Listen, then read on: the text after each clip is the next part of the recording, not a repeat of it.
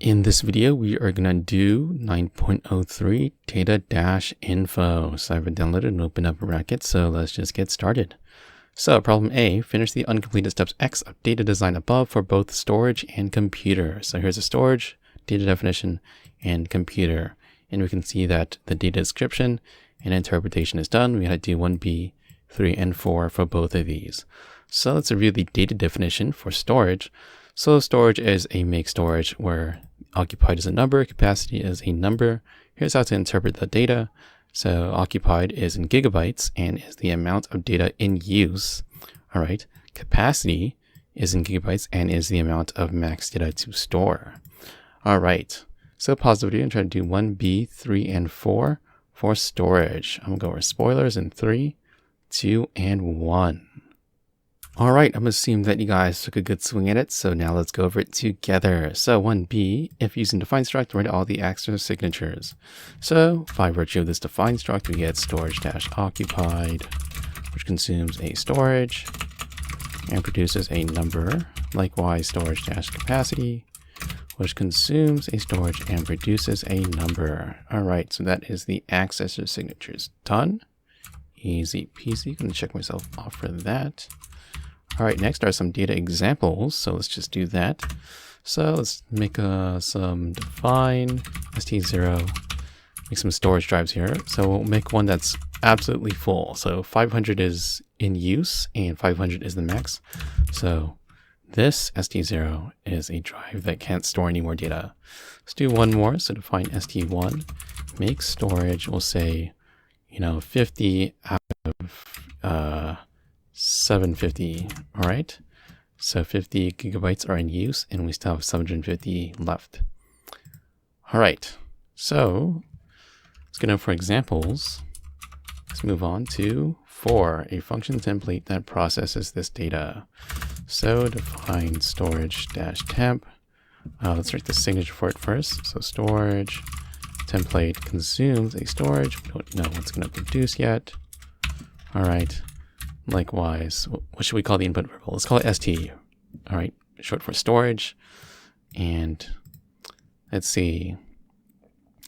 We're gonna want it to take apart the fields. So storage dash occupied of given storage and storage dash capacity of the given storage.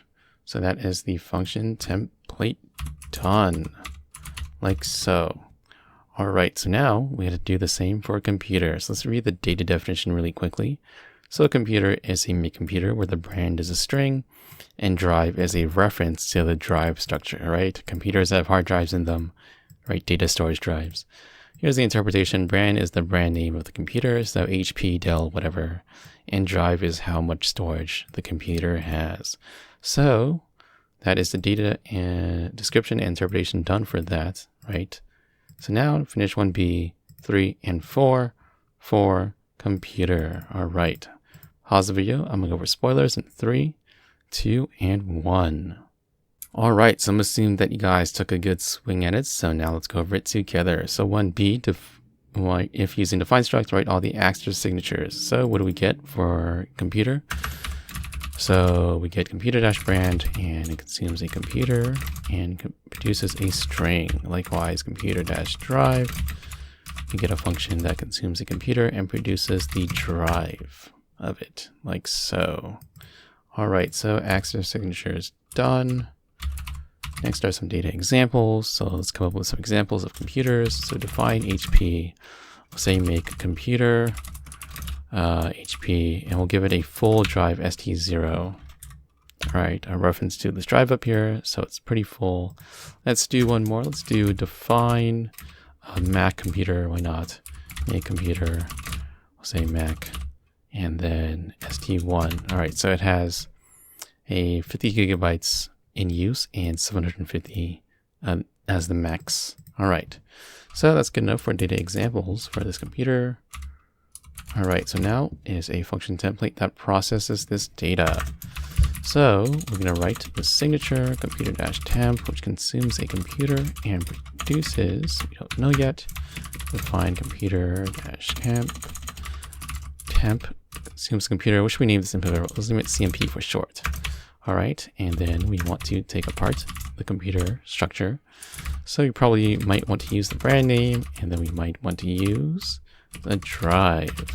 All right, again, notice that this is a reference to a non-base type, right? It's not a string number Boolean, right? So we should probably hint to people writing functions that consume computers that it's a complicated structure, and you should pass the storage into a function that processes storages. All right, so I'm gonna check myself off for that. And we are good for data. So now let's move on to problem B. Scroll down here for the function step. All right, so let's go over it.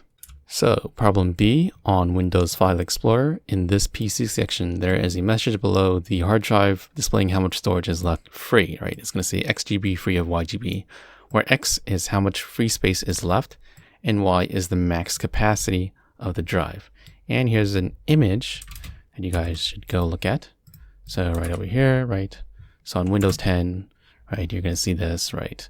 Or Mac, there's probably some version of this where there's going to be a message here that says XGB free of the max capacity of the drive, right? Like so. All right. So design a function data-info that consumes a computer and produces a message about how much is left as stated above. So try to do the how to design function step for this problem. They didn't give us the signature. It's fine. We need to extract it and do it ourselves. Anywho, I'm gonna go over spoilers in 3, 2, and 1. All right, so I'm assuming that you guys took a good swing at it. So now let's go over it together. So design a function data-info. So that has to be the name of the function. The auto grader, when you submit your assignments, is gonna say that too. So data-info is going to consume a computer, right? So computer, and produces a message about how much data, how much is left, as stated above, right? This string right here. All right, so we know that the message has to be a string because it's a sequence of text, right? So that is the signature purpose. Let's come up with a purpose actually. Says that was the signature. So purpose statement. Let's see. Produce the string X GB free of Y GB where, and we're just going to copy this down from the problem statement. It's fine. All right. All right. So hopefully, you know, it's better to write it in your own words, but sometimes the problem statement already has the perfect words for it. But the more you push yourself to write it in your own words, the more sort of deeper the understanding you have of the problem sometimes. Helps to elaborate it out. Anyways, that is almost those three done. We still need the stub, right? So let's just stub it out. Define data-info consumes the computer and produces a string. So let's just do a dummy string value for now. Copy that down. Mark ourselves done. All right, so next are some examples. All right, so let's do check expect data-info. So we have some computers defined here. So HP ST0. So ST0 is a 500 drive, right? So 500 is in use and 500 is occupied, right? So we're gonna give it HP and it's gonna produce a string here, all right? So it's gonna say, it's not gonna say, you know, 500 GB free of 500 GB, right? If we have 500 gigabytes occupied, right, in use, right? So occupied is the gigabytes and in is the amount of data in use, right? That should be 0 gigabytes free, right? We can't write to this drive. It's filled up with stuff. So it should say 0 GB free of the maximum capacity of this HP drive. So here's the HP, here's ST0, which is the drive for it, and it's 500. So 500 GB, like so. Let's do one more example for our other computer. So data-info of our Mac. Okay. And we're going to say, so let's see, the Mac has 50, 750. So 50 is occupied, 750 is the max. So let's do free of 750 GB. So what do you want for this first position though, right? Well, if we're using if 50 gigabytes is occupied, right, of 750, right, then we still have 700 gigabytes free that we can still write to, right? So let's just say 700 GB free of 750 gigabytes, right? So notice that we're not using this number straight out of the occupied, right? So that means we're probably going to need to manipulate this number somehow in the function body. But anyways, that is examples done. So just mark ourselves done for that. All right. Next is a template from data. So let's just run our examples against the stub. All is good, just mismatches. The examples are valid. So now let's grab a template like so. It consumes a computer, coming out the stub. Okie dokie. Rename this to data info. All right, so now really pause the video, right? We got the template stuff done. Next is the code body, which is the hardest. All right. So pause the video and try to go and do it on your own. I'm gonna go with spoilers in 3, 2, and 1. All right, so I'm assuming that you guys took a good swing at it. You may need to use a hint. All right, again, hints are on this. If you go visit the link, you can use a hint to see what functions that you could use. All right, that are in the solution. Anywho, let's go over it together. So, is the computer brand relevant to this problem? It doesn't say anything about the brand if you read the problem, so it doesn't matter. All right, so what else is relevant to this?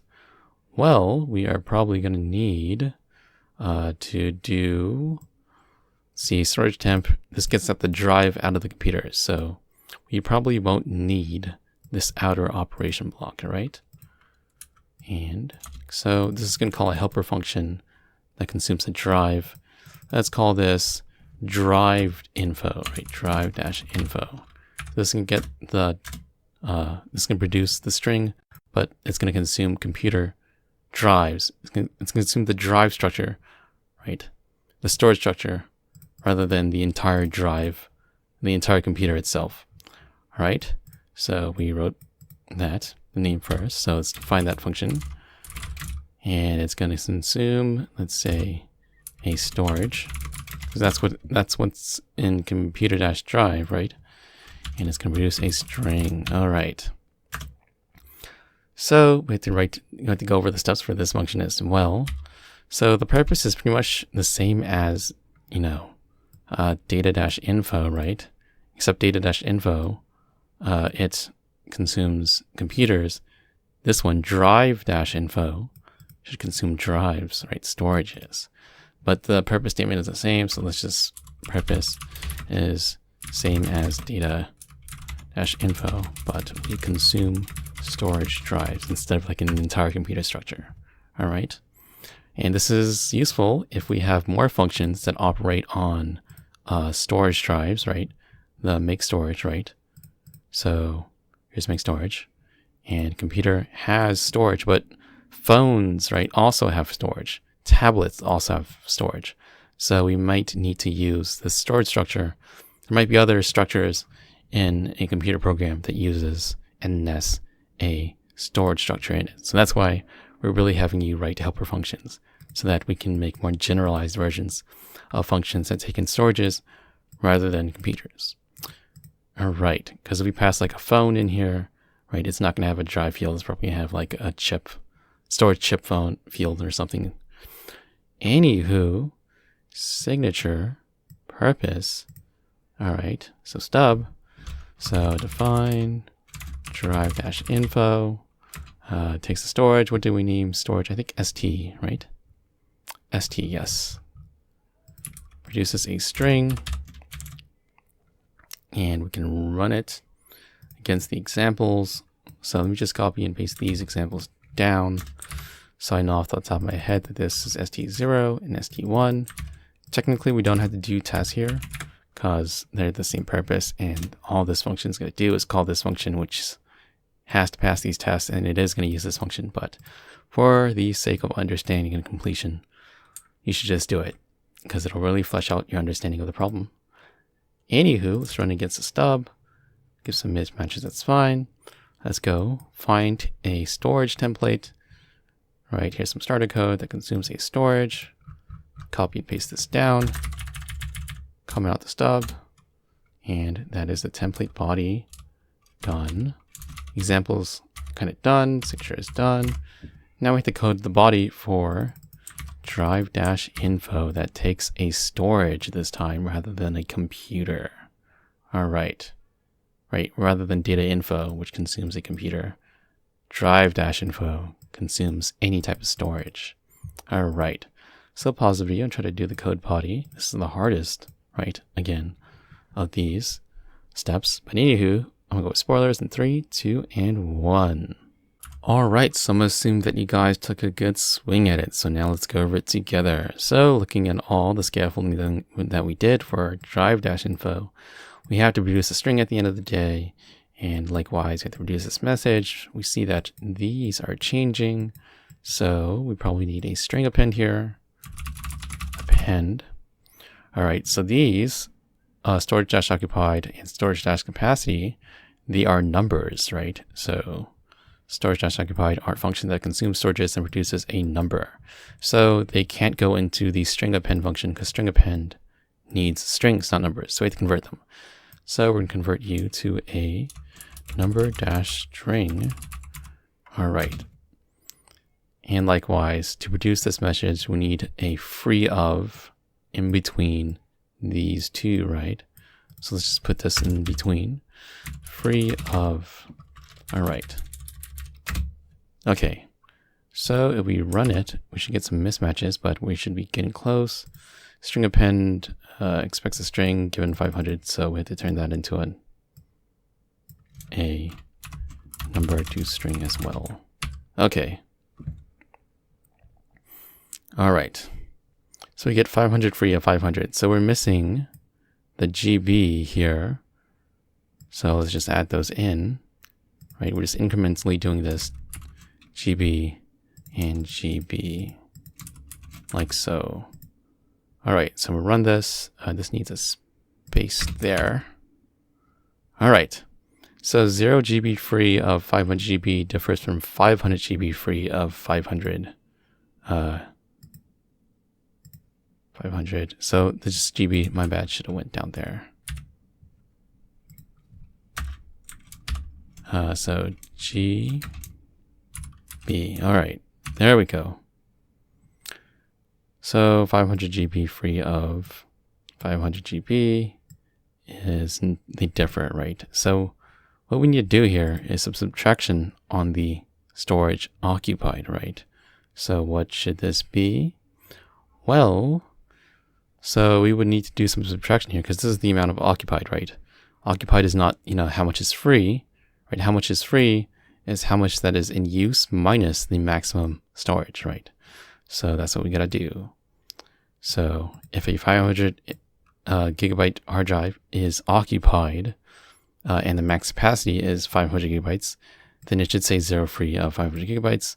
So that's what we need to do. We need to subtract the occupied with the maximum capacity. All right. So it looks very close. 0 GB free of 500 GB, 0 GB free of 500 GB, 700 GB free of 750 gigabytes, 700 GB free of 750 gigabytes, like so. Okay. So the problem looks like it has to do with spacing here. So I'm going to do space there, see if it fixes some of these issues. And looks like most of them are gone, but we still have some issues here. All right. So let's see, ST0 data info. Computer-drive expects a computer given make storage. Data info. Data info. Data info. Oh, drive info. Whoops. I called the examples with the wrong function name. It should be drive-info. My bad. There we go. And now all the tests pass. So going to check myself off for the code body and test review and refactor. It looks all good. I'm going to hit Control I to reindent. Control R to run again. And we are done with all these steps for all functions like so. All right. So just for fun, let me show you what happens if you don't follow the template, because the template should be guiding you to more simpler code that takes in a more, more variety of things. So we had this earlier for data-info, right? So let's just revert back to where we were for designing data-info. All right, so we'll call it data-info2. All right, and this is going to be the inline version. So we're pretty much going to do this all inline, and we're going to see how messy it is. So we need a string append. The brand name is irrelevant. All right, so this gets out the storage drive from the computer. What we need from that is also the storage, let's say occupied, right? We need the occupied field of the storage drive that we got out the computer, and likewise, we need that for the max storage as well. So storage-occupied, and then what? Storage-capacity. So that is the max capacity. All right. So what do? We converted them. We had to subtract them and then convert them to a number to string. So let's just do that. So we have to subtract these two. All right. And then convert them with number to string. Number to string. All right. So it's getting really long, right? It's like trailing off here to the right. So I hit enter and just space that down. So that's what we need for the string append, GB free. So right here, right, I'm kind of losing track of things. And then we need this storage dash capacity. But since this is a computer, right, the computer structure has a storage component in it, right, the drive component. So we have to do that nesting to get it out. So here's the drive info. Where is it? Drive info 2. So how do we get the capacity out? By this whole chunk here. So we had to go here. Okay, this is in the string append. We have to do this. We have to wrap this, since this will get us the max storage capacity out. So number to string, and then gigabytes. So GB, hopefully this is in string append. All right, so storage info 2 should pass our test. So let's just rename this like so. Comment out storage info for a second. That calls the helper function drive info that handles that for us. And it still should pass all the tests. It doesn't. Why does it not? Number dash string expects this. So see how, again, problematic that it's getting, because, we have to take apart the structure like so, and it's just a lot more nesting. There's a lot of duplication here, right? Computer-drive, computer-drive, computer-drive of the given things here. And I already made a mess somewhere, and I don't know where it is. So let's just see what it is. Let's see. Number.string expects these or this, but what do we give it? Given this string. Okay. So number.string expects this. Storage-capacity. Number.string. Oh, so this was nested in number.string, and we can't give a string to number.string, right? Number.string. Can't give it a string. You have to give it a number, because it's going to say, hey, right, you got to give me a number for me to do my job. So that belongs out there, and likely that was the bug. All right. So this should pass the same tests. I think lastly is the spacing. So where is it? Data-info. We need a space here. All right. 750 negative, 750 GB free. So I got these backwards. See how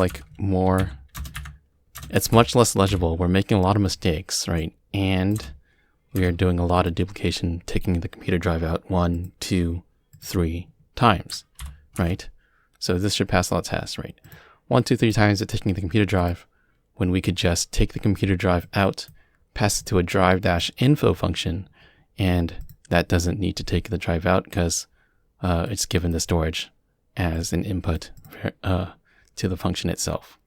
So this reads more nicely, right? This first version that follows the template reads more nicely than the one that we wrote here, because there's a lot of duplication and it was just harder to write in general and to think about. So I'm going to comment out the one that is bad, just so that you guys can look at it as a reference. And I'm going to hand this in to data-info and make sure that you guys check your score to see if it's passing all the tests on the server side. So data-info, here's the user report, and for some reason it expired. Okay, so it's called data-info and 2 out of 2. All right, so yeah. Anywho, that is about it for this one, and I will catch you in the next one.